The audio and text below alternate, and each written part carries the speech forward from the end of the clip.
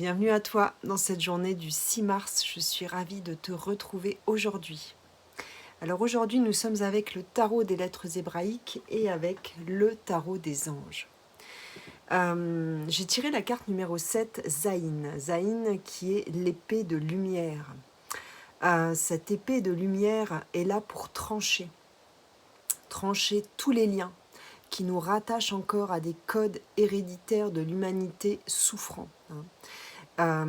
Zaïn, c'est vraiment cette énergie que tu peux appeler lorsque tu te sens bloqué par des mémoires familiales, par des schémas répétitifs, par des choses lourdes qui ne t'appartiennent pas, par le poids de l'humanité.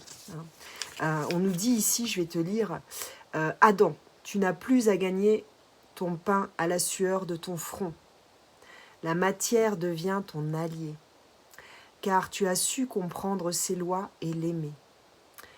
Ève, tu n'accoucheras plus dans la douleur, tu peux être créatrice dans la joie, unie au bien-aimé éternel.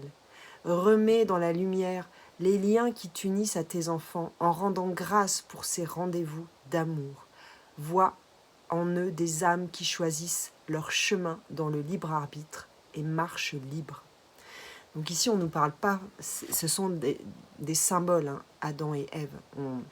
On a tous à l'intérieur de nous, que nous soyons hommes ou femmes, une part Adam, une part Ève.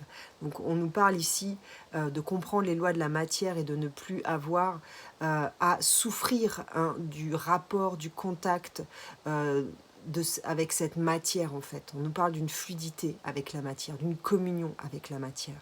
Et de ce fait, d'une abondance créatrice qui est fluide, qui est joyeuse.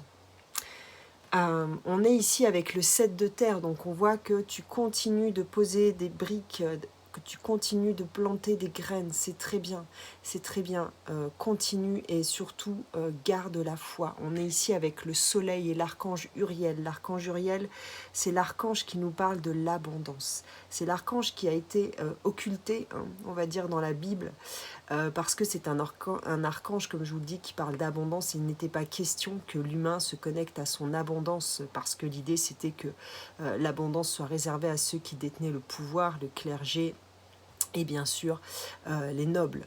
Donc reconnecte-toi à cette énergie, à ce soleil, à cet archange Uriel et demande-lui le chemin vers l'abondance. Et on est ici avec le 3 de terre.